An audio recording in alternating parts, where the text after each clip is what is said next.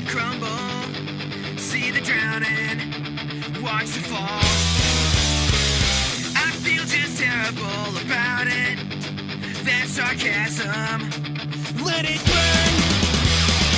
Gonna make a joke when it falls apart. I'm gonna raise my glass from my heart. Then someone shouts, that's what they get. For all the years of hit and run, for all the people who've been on VH1, when it all their money go. Don't we all know? Parasitic music industry. As it destroys itself, we'll show them how it's supposed to be. Welcome to The Broken, episode number 3. I'm Kevin Rose. I'm Double D. If you're new to The Broken, one of the first things you're going to notice is that this isn't your average computer show. This is a little shady. Hell yeah. It's a little underground. True dat. It's a little borderline illegal. Amen. But it's something we like to call The Broken. And let's pop it off with a couple photos.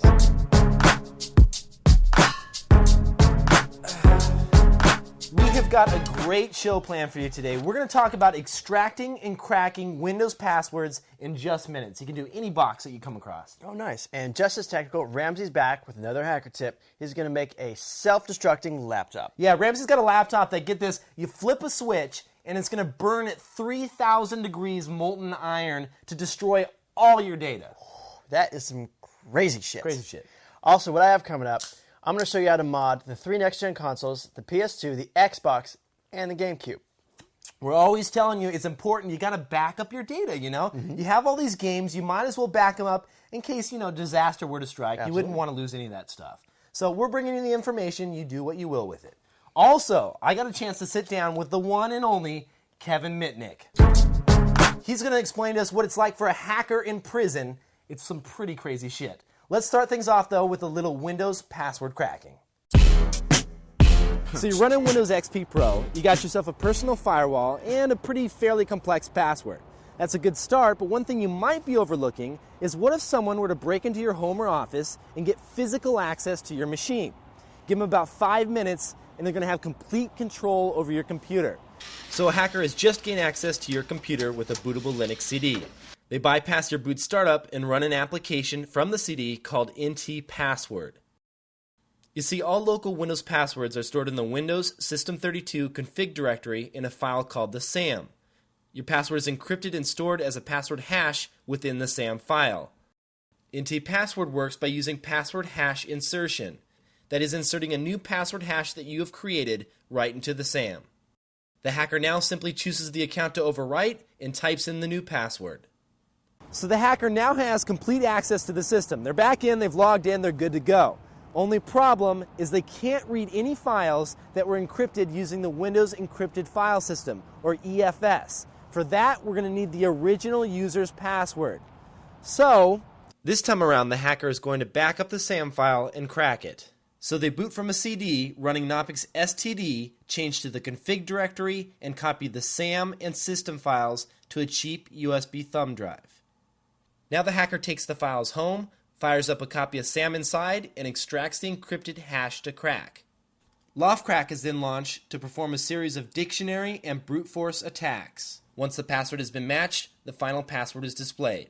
It's important to note that Loftcrack can take anywhere from several minutes to several months depending on the complexity of the password. Also, every time you change your password in Windows XP, it creates 2 password hashes, an NT hash and an LM hash, also known as a LAN manager hash. Now these LM hashes, they were used for old operating systems, 98, 95, 3.1, for authenticating passwords. They're no good because they're treated as 2 7-character passwords and converted to all uppercase, so they're really easy to crack. So the very important thing that you have to do is go into your registry and make the change to only store NT hashes on your computer. To fix this, just enter the registry and change to HKey local machine, system, current control set, control, LSA, and set no LM hash equal to 1. Now your passwords are stored only as NT hash and are so much more secure.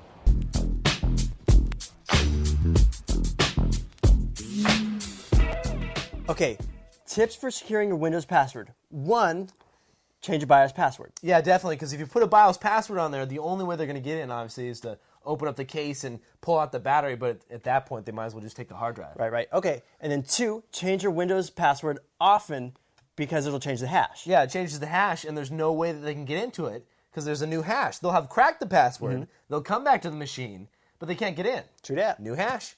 So those are a couple good tips. Also take the tips that we have in the segment itself and apply those because you don't want anyone to get in your box. But now, it is time for Hacking with Ramzi. But we have to tell you, do not try this at home. Ramzi is a trained professional. Let's take a look.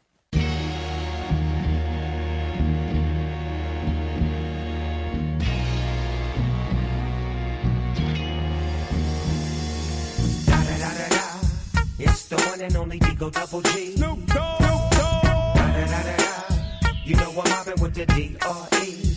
Yeah. You know the West Coast is back for all you suckers. So put something in there. Put it in there. Yeah. Suck, Snoop. Top dog, bite them all. Yeah, I'm burning it up. DPGC, you should be turning it up. CPT, LBC, yeah, we hooking back up. Hello again, my hacker biatches. Ramzi in his house. As lead hackers, it's important to keep our data safe. We don't want anyone reading our secret documents. We have to protect ourselves very good. That is why I have created the ultimate hacker laptop. Let's say your laptop is about somebody like try to look to your documents. It's about to fall into unwanted hands. You would simply push a button. The laptop would then detonate, destroying all the data. First, we're going to start with an empty drive bay. Fill it with the thermite. Now I will attach the detonator, wire a switch to the side. Now, after I push the button, the thermite will ignite, burn at 3,000 degrees, molten iron destroying all the data. And you're not worried about nothing. You're going to lose the laptop, but it's okay. That's it, you're going to be safe in this way. We're going to start with the drive bay and fill the drive bay with the thermite. So I'm going to switch from construction business to gardening business.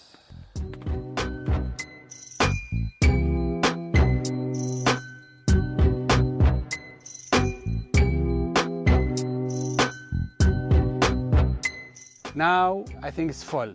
I will attach the detonator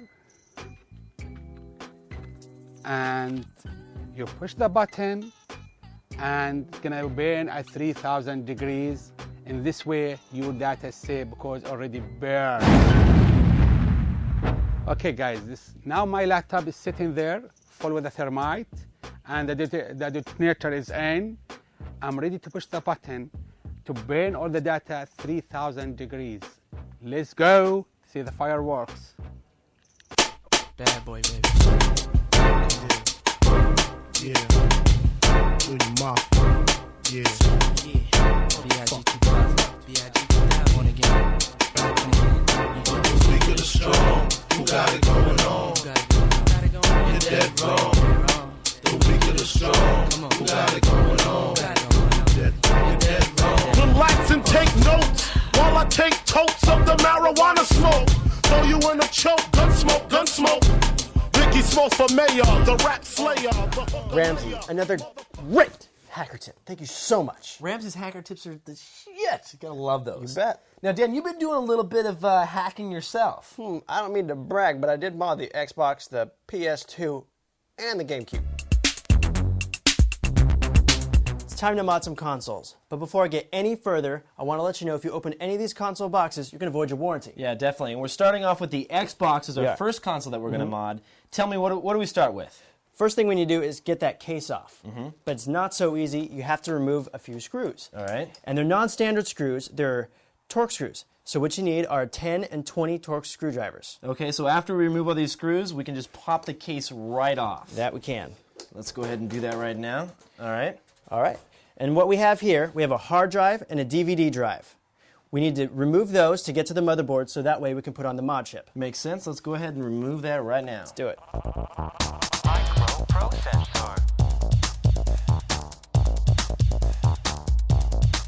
Now, as you can see, we're down to the motherboard, so our next step is to put in a mod chip. The mod chip we're going to use is the Executor Lite, That's already installed. which is already started. It's already fixed to the side. And as you can see, there's about 8 different solder points right down there. So 8 solder points directly to the motherboard. You have to have a really steady hand in order to be able to do this. Right. Now, if you don't have this, I've seen another mod chip is the Executor Lite Plus. Right. That you actually align. Do you like that mod chip? It's great. It's so easy just to affix it down and you're done. You just screw it in and it's good to go. Good to go. Sounds pretty cool. And then as far as the next step goes, all you need to do is we're going to put everything back and we're going to put in a brand new hard drive. Let's do it.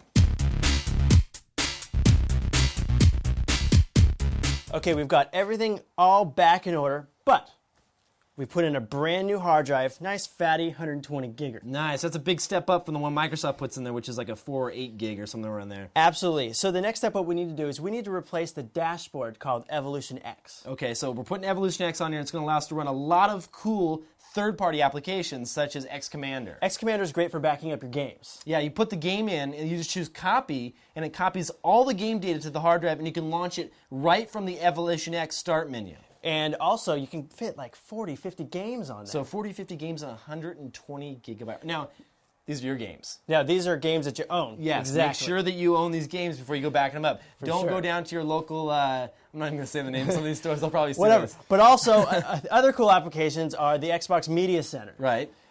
That's pretty cool because you can stream all of your movies. You can even stream The Broken. You can put The Broken on here and stream it right to your TV. Absolutely. Now, so much information, all this information you put together, what was the best resource that you found? The best place to go is xbox-scene.com. Gives you tutorials, everything you need to know to get this done. Excellent. Let's close this up. We're done with the Xbox. Sweet. So here we are with the PS2.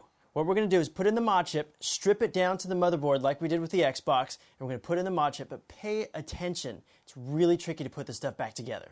Let's do it.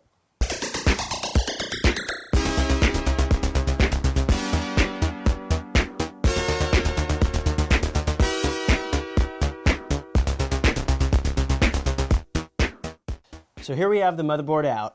We have the mod chip installed as well.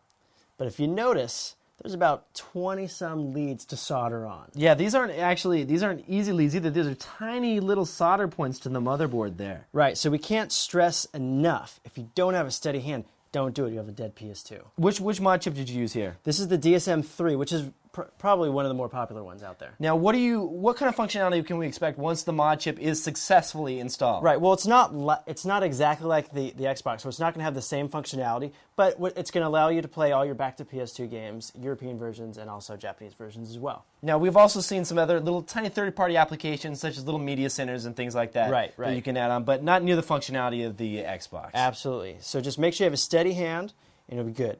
That's all there is to it. Okay, time for the Gamecube mod. All right. There's a few things we need. We need a Gamecube. We got the Gamecube. We need a network adapter for the Gamecube. Yeah, this one you're going to find at any little local game shop, your standard network adapter. Flip the Gamecube upside down, push it in, it's installed. Couldn't be easier. Nice. We also need some secret files. So yeah, the secret files, you're not going to be able to find, well, you can find them. They're around, floating on the web, but We just can't say anything about it. yeah, we're not going to give them to you. Also, what you need a home network. A home network, and you also need a video game for the Gamecube called Phantasy Star Online. All right. So, our first step, what we need to do on our local machine, we need to set a static IP address. Okay, you give it an internal IP address that isn't routable, like Yeah. a 192.168, something Exactly, like that. exactly. Okay. Next thing you want to do, you want to fire up Phantasy Star Online. Okay, so we put Phantasy Star Online inside of our Gamecube, then what? Now you're going to go into the Phantasy Star Online options and enter the IP address of the local home machine that you're running the secret files on. That makes sense because in the Gamecube, the Phantasy Star Online that's running on the Gamecube is going to attempt to connect to the internet, but it actually is being intercepted by this local machine that's running those secret files, which is going to allow you to run a little exploit and send the games over to the Gamecube. Exactly. So your next step is take those Gamecube ISOs and send it right over the network. Okay, so it's going to stream them into the Gamecube. No more disk swapping. Exactly, but it's going to take a while. It's going over a 10100 network. Right. And how big are the images that we're talking Yeah, about? what we're talking about, it's like a gig and a half, like 1.37 gigs. So it's going to take a while. Be patient, for Okay. sure. Makes sense. That is all three consoles, the basics that you need to know to get started.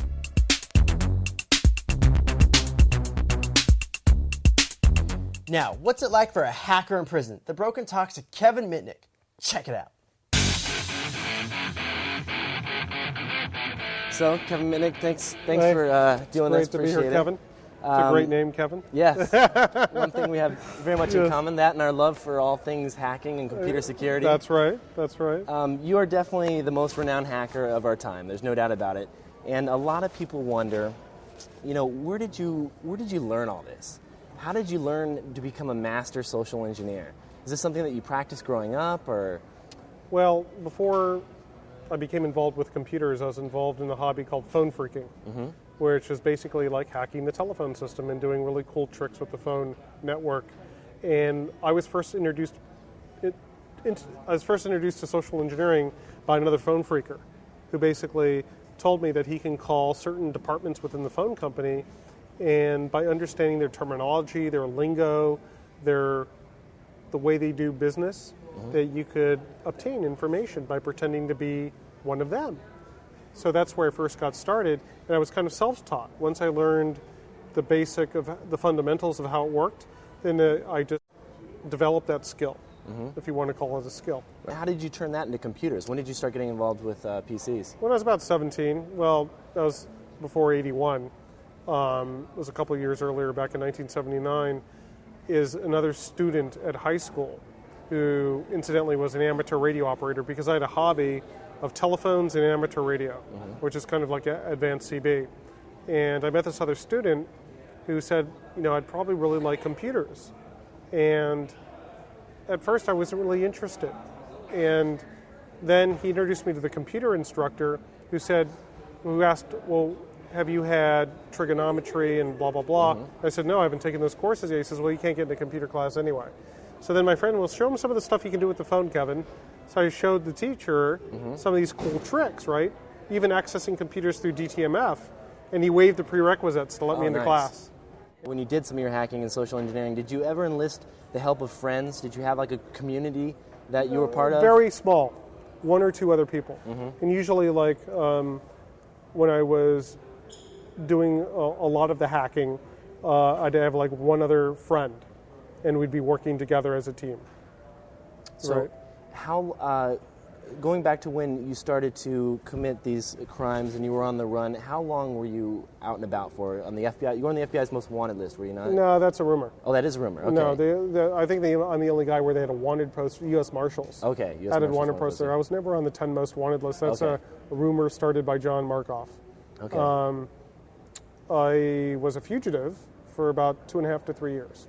Most people, they're fugitive for 3 days. How did you stay underground for 3 years? Well, by adopting new identities, and I would get a new identity. How would you go about doing that? I mean, the internet nowadays, you can go into Google, you type a new identity, you can learn how to create and forge documents. I mean, where did you get this information? Well, I just used to read a lot of underground books when I was a kid. BBSs and things like that? Not BBSs. This was like real, like Paladine Press, Eden Press. I was always interested in learning things that you're not supposed to know, type of thing, right? And there was a book called The Paper Trip that basically explained the whole system of identity in America, of how it starts with the birth certificate. So the key is, if you can obtain either a counterfeit or a real birth certificate, you can become that person. So there's a flaw in the system in the States where if somebody dies in a different state than they're born in, there's usually not a cross-reference, maybe between California and Nevada or sister states, but if somebody is born in D.C. and dies in California, there's no cross-reference. So the government really doesn't know. In a lot of cases, if somebody has a work history, their death will be reported to the Social Security Administration. So they have a thing called the Social Security Death Index. But for infants, people that are 1, 2, 3 years of age when they die, there's no record that's created. So the key is, if you can find an infant that died in a different state than they were born in, you could become them. And that's what I did. So how many of these different identities did you go through? About 3 or 4. So I knew the system so well, and I knew their vulnerabilities, so I exploited them to create any identity I wanted. I'd go move from city to city and obtain legitimate jobs and to support myself. Now, how did you know when it was time to switch identities? Or did you feel like pressure, like this one might give you up, or? Well, actually, in my first time, I left that job and I figured, well, if I'm changing jobs, I have to go look for something new anyway, so maybe it's a good time to switch up. I see. Okay. Yeah. Now, did any of this actually, your identities didn't give you away in the end? It was No. cell phone Cell triangulate? phone, by tracking me through cell phone usage. Okay. But they did find you, the wallet that you gave me actually about a year ago that was the wallet that you had all your fake IDs in, was it Yes, not? absolutely. So how did That was stupid, because the number one rule is you never carry any identity documents with different names in your wallet. But see, I had this wallet in my home when the FBI was executing a search warrant. I see. You'd never carry it on you. Right. That'd be stupid.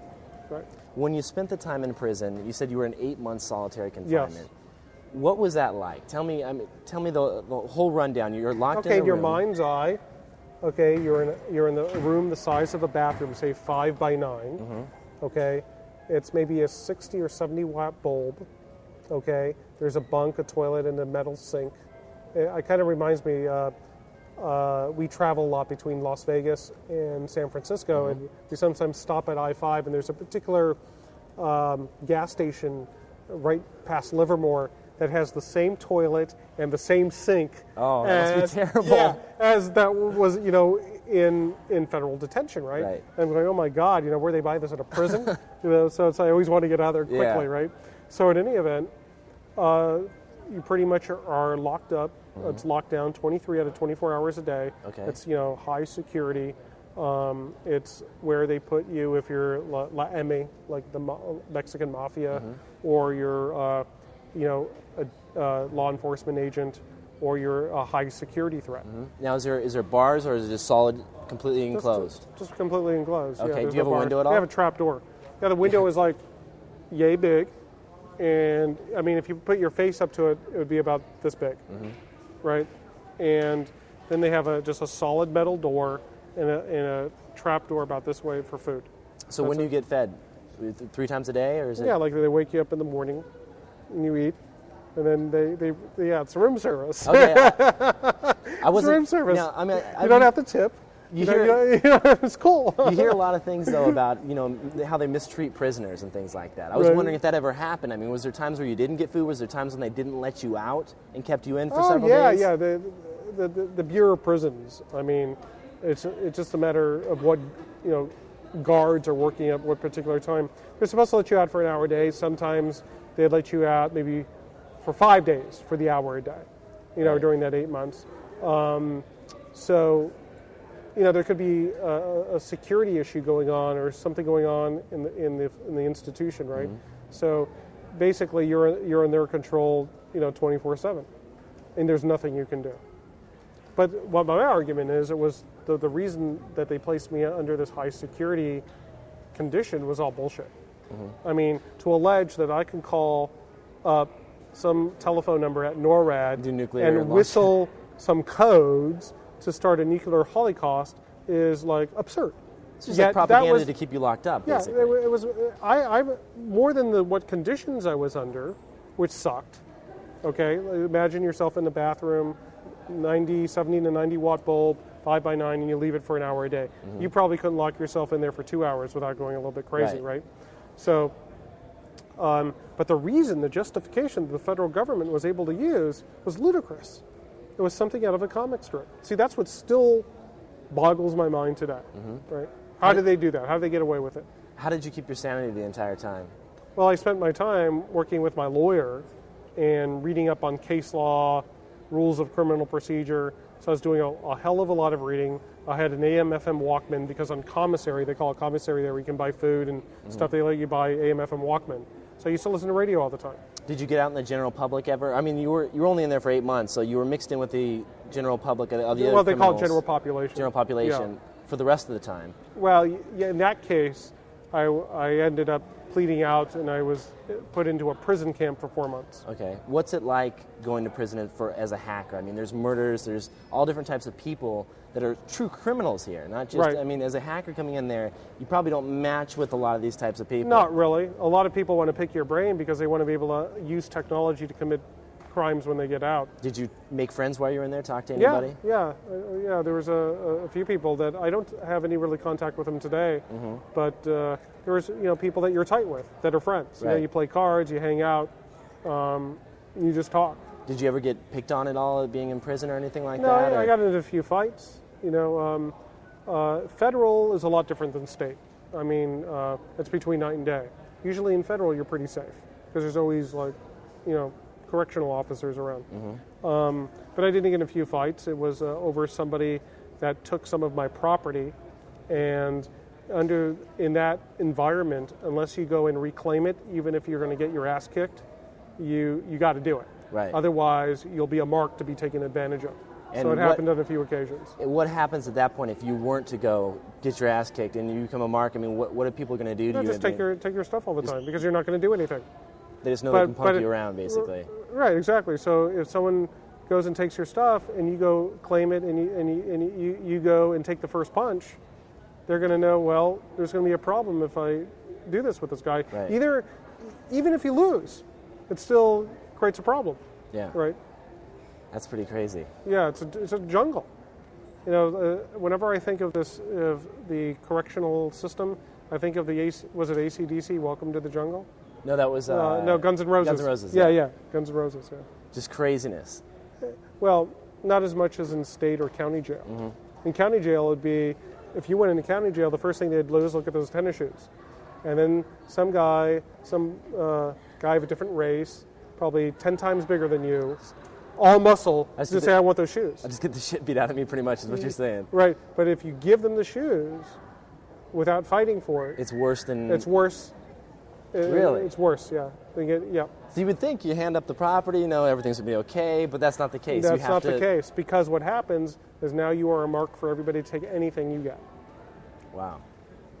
Right. So now you're all done with that chapter Right. of your life. That's pretty much all closed. Absolutely. What are you doing now? Well, I started a security company called Defensive Thinking. It's myself and one other guy. It's a consultancy. It's professional services. I travel around the world. I do talks, mostly on social engineering and other information security, or about myself. And I just I co-authored a book called The Art of Deception, which is kind of the social engineering Bible. I have the book. Right, good. And I'm starting a new book this month called The Art of Intrusion, where I'm trying to convince people that have done any black hat hacking to come forward and tell me their best story. The salacious, the sexy, the innovative, the clever. Right. Because I want to tell their story of the attack, because it's an interesting story, maybe a little bit about their personal background. Then I want to analyze the vulnerabilities that were exploited, and then discuss what countermeasures businesses and individuals can take to ensure it doesn't happen to them. So that's basically the format of the new book: story, analysis, countermeasures. Yeah, so what if someone is watching this and they want to send you their stories? What email address should they send it to, or where should they go? HACKS at defensivethinking.com. Okay. All together. Defensivethinking.com. Hacks. Gotcha. Hacks at defensivethinking.com. Yeah. Kevin Mitnick, thank you very much. Hey.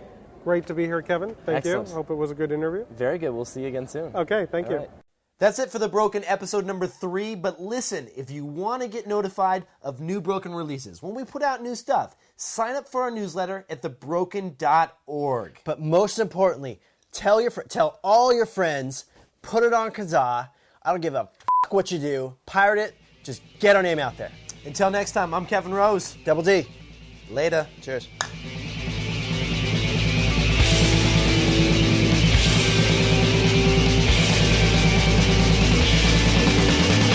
Kevin is going to talk to us about how hackers... Keith, you. You started laughing first. You started laughing. You smiled. Keith, you can't smile. You smiled. Keith, you have to be a statue. Damn it.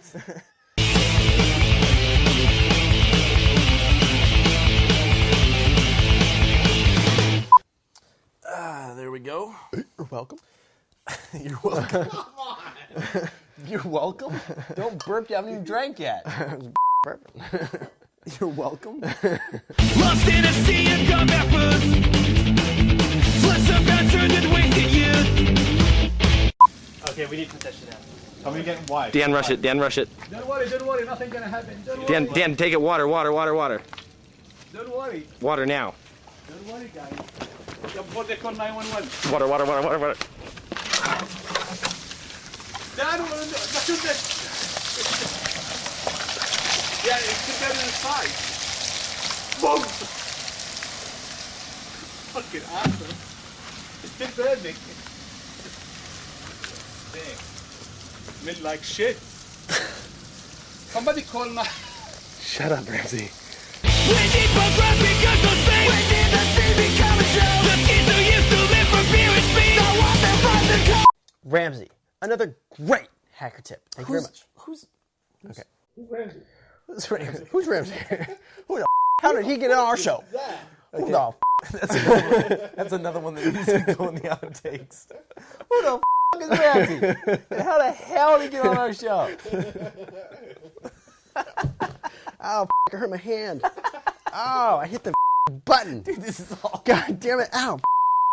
This hand hurts like a Dude, your mic's on. Dude, your mic's on. Ow.